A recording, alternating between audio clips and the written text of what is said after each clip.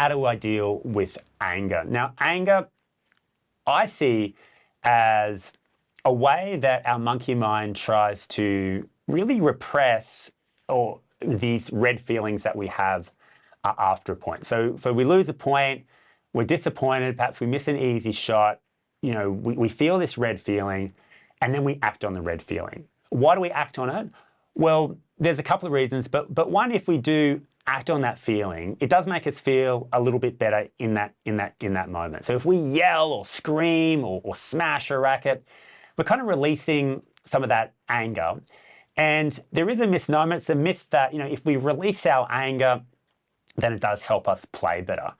But again, even though releasing anger can feel better, and perhaps it might have some short-term benefits, many studies have shown that if we sort of get in the habit of releasing our anger by yelling, by whacking our racket, by smacking a ball, over the course of a match, that anger will intensify. So next time, we're in a similar situation, we miss the same shot, we need to release it again. We need to yell again.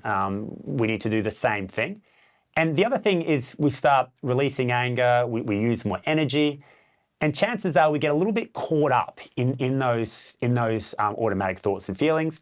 And when we step up to the line to play the next point, we're sort of our mind's still whirring, we're still a bit angry, and we're not going to focus as well.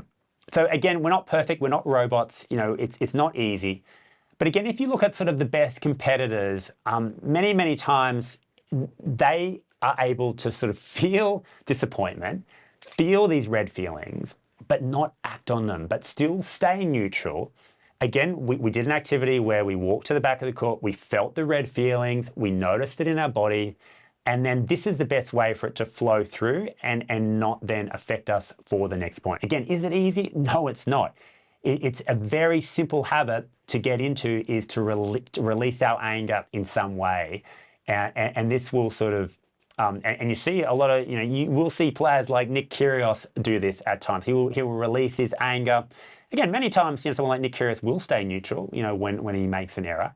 But there are times when he will release his anger by, smashing a racket, getting angry. But very often, you don't see this helping him. It will often sort of lead to sort of more errors in that short term, and probably not help him, compete super well after that.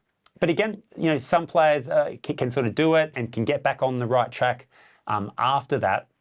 But in general, with anger, we want to try to feel the feelings, not act on them, stay neutral if we can, and then give ourselves a great chance to step up to the next point and play with focus.